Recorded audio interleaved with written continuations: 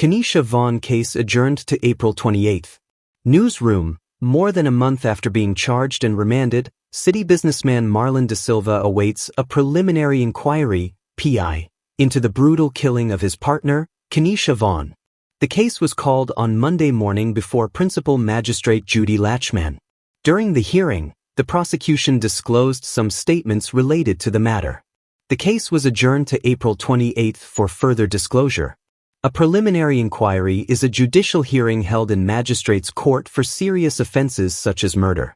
It is not a trial itself. Before a PI can commence, a number of procedural steps must be followed, including the disclosure of witness statements. In the case of Vaughn, not all statements have yet been disclosed to the court. Only when that is completed can the preliminary inquiry begin. The next step will involve witnesses testifying before the court. When all evidence is before the court, the body will determine whether there is sufficient evidence for the defendant, in this case, Da Silva, to proceed to trial. That trial would typically take place in the High Court before a judge. Da Silva is accused of killing his partner on the evening of February 22 at their diamond housing scheme, East Bank Demerara, home shortly after returning from an outing. Earlier in the day, Da Silva had been socializing with a group of friends at a popular city venue. While there, Vaughn reportedly called him, asking him to come home, which led to his annoyance. According to a police report, Da Silva and Vaughn engaged in an argument during which he allegedly slapped her. In retaliation, police stated that Vaughn reached for a knife and approached him. It was at this point that Da Silva pulled out his licensed firearm from the waistband of his pants and discharged several rounds in her direction, hitting her multiple times. She immediately collapsed to the ground. Police were later contacted, and Vaughn was transported to the Diamond Hospital, where she died while receiving treatment. The incident was captured on CCTV footage, which has since been admitted as evidence. Da Silva was charged with murder based on legal advice obtained from the Director of Public Prosecutions, DPP.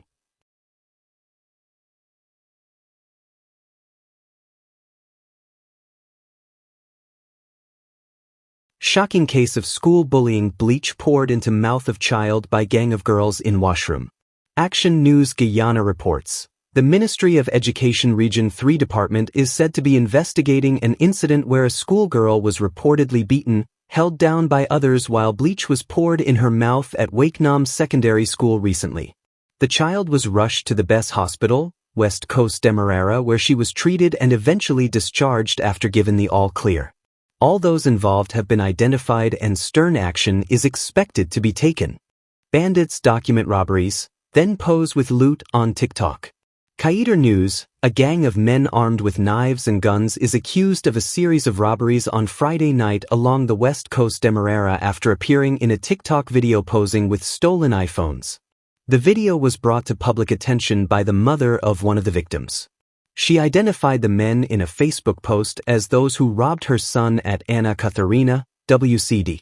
These boys robbed my son and his friends last night in Anna Katharina. The phones seen in the video belong to the kids, she wrote, pleading with the public for information on their whereabouts.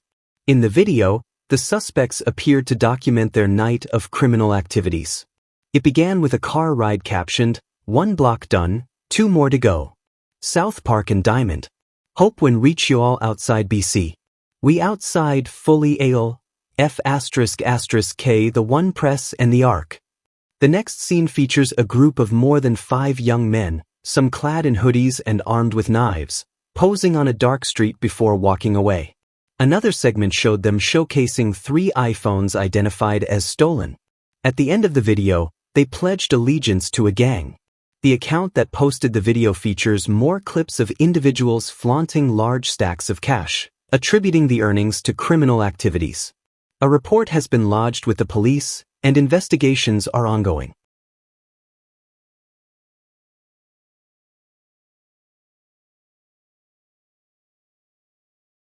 President says Mohammed's not being targeted by government. By news source Guyana, President Irfan Ali addressed claims on Sunday that sanctioned businessmen Azruddin Mohammed and his father Nazar Mohammed are being targeted by his government. During a public meeting at Canal No. 2, President Ali stated that the actions taken by the Guyana Revenue Authority, GRA, against the family are aimed at upholding the rule of law.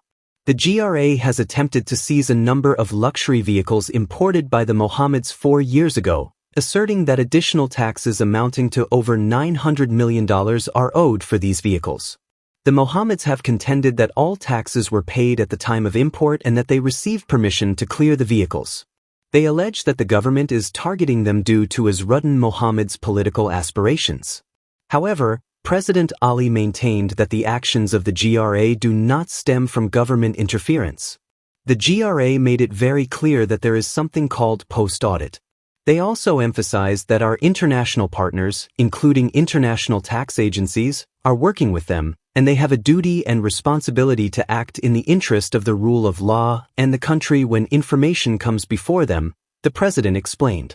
President Ali stated that the People's Progressive Party, PPP, does not have a history of denying citizens their rights and pointed out that the Mohammeds can challenge the GRA's actions in court.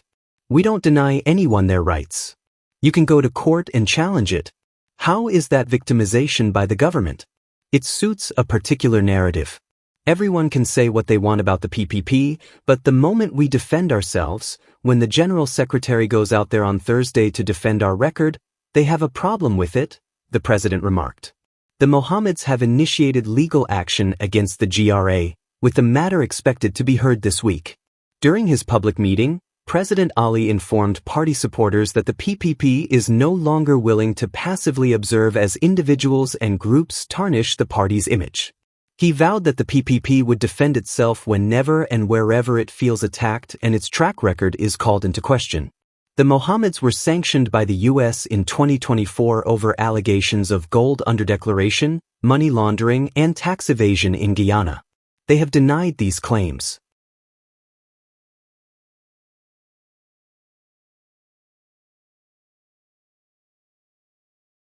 Vehicle belonging to Victor Singh, the barber of businessmen Arson and Nizar Mohammed, was destroyed in a fire.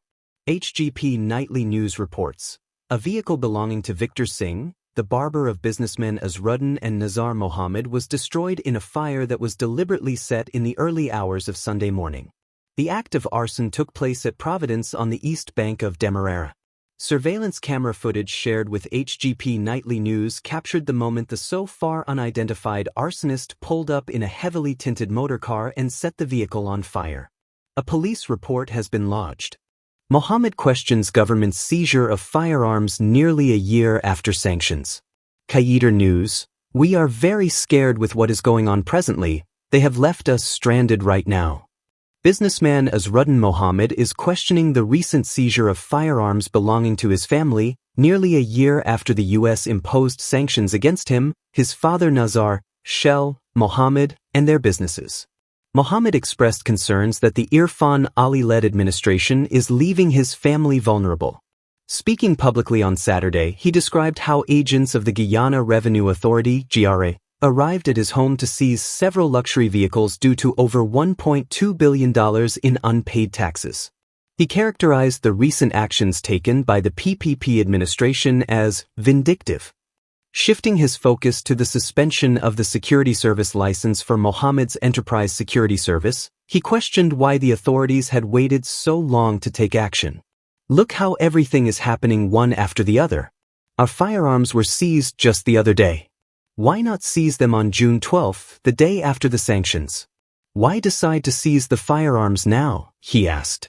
Mohammed voiced grave concerns over the safety of his family and supporters, stating, "Right now, I'm very scared for my security, my family, my friends, and my supporters.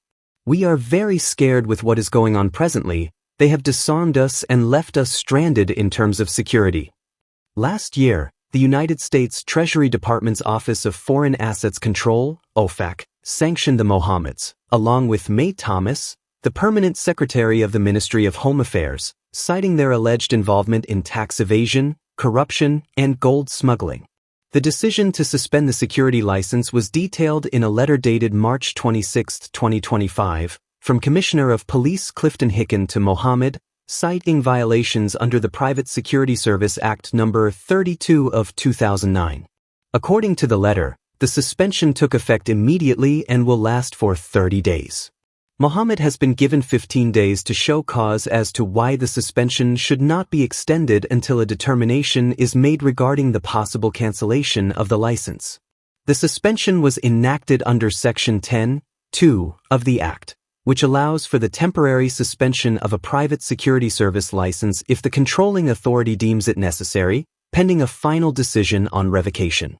Reasons cited for the action include violations of subsection 1(c), which states that the license holder has violated other laws, and subsection 1(i), which pertains to unlawful acts posing a threat to national security or national integrity.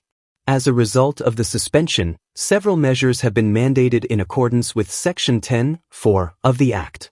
These include an immediate cessation of security services provided by Mohammed's Enterprise Security Service, the surrender of all firearms and ammunition to the Guyana Police Force, and notifying all clients of the suspension.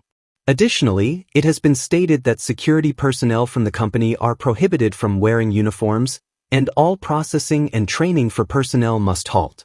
All firearm licenses and appointments of supernumerary constables have been revoked, and the company is prohibited from using its emblem, logo, and badge.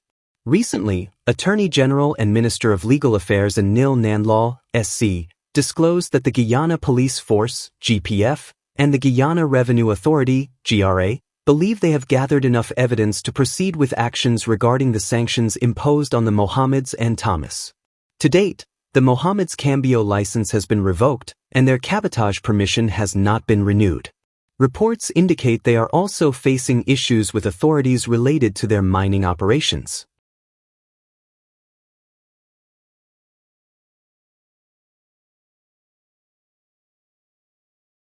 UG to increase annual student intake by 2,000. By news source Guyana, the University of Guyana, UG, is planning to increase its annual student intake by 2,000, as applications are expected to surge by approximately 30% now that the university has become tuition-free for Guyanese students. In an interview with News Source, Vice-Chancellor of the University of Guyana, Dr. Paloma Mohamed Martin, expressed her anticipation that the transition to being a tuition-free tertiary institution will be challenging, with a significant influx of applications expected.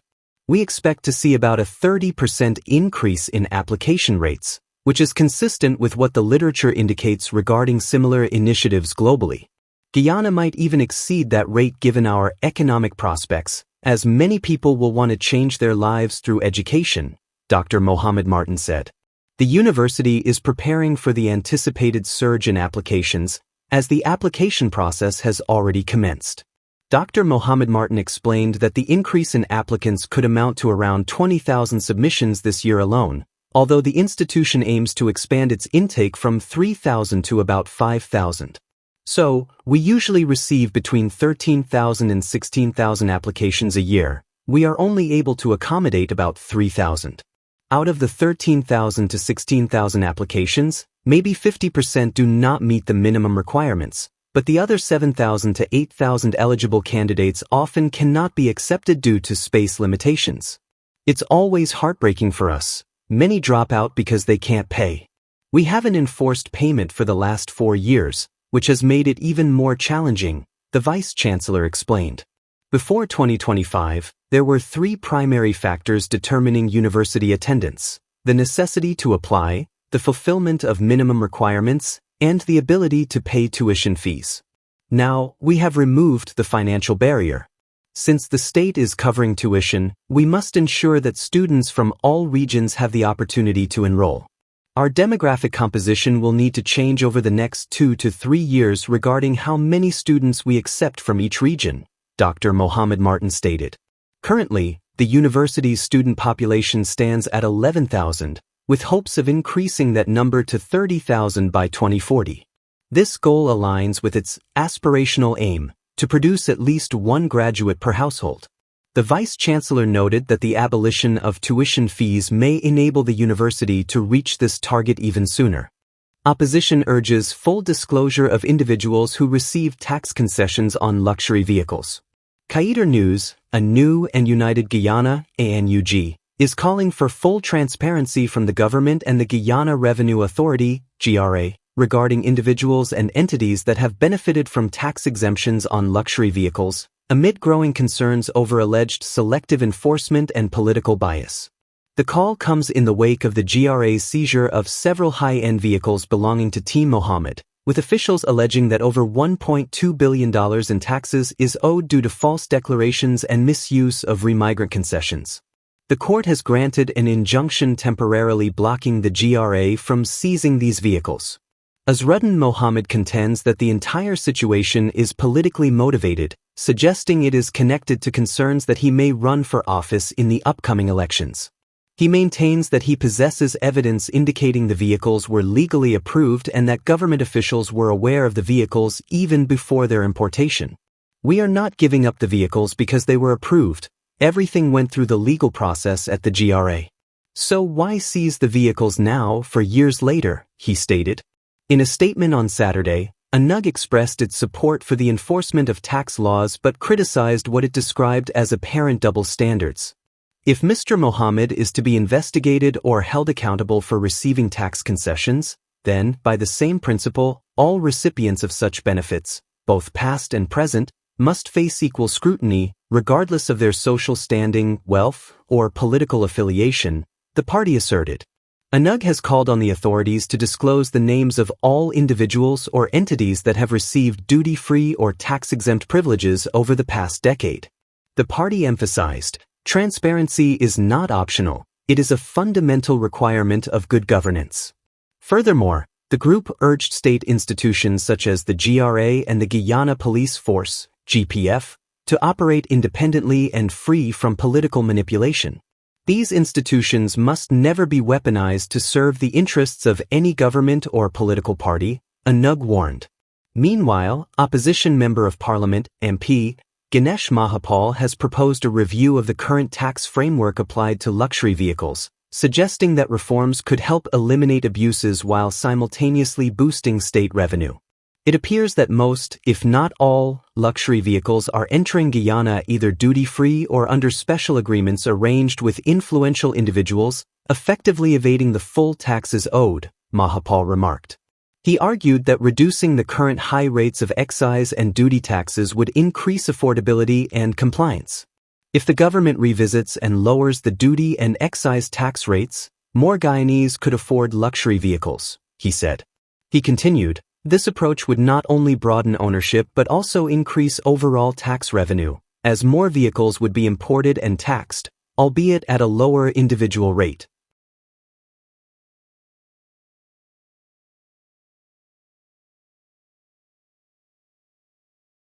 Guyanese to tap into wealth creation opportunities through national co-investments, President Ali. DPI, Guyanese will soon have the opportunity to engage in co-investing in national projects as part of the government's commitment to achieving shared prosperity. President Dr. Mohammed Irfan Ali announced this initiative during a public meeting at Canal No. 2 Polder on the west bank of Demerara in Region 3 on Sunday. He was joined by Minister of Housing and Water, Colin Kroll, Minister of Education, Priya Manikchand, Minister within the Ministry of Public Works, Deodat Indar, and other officials.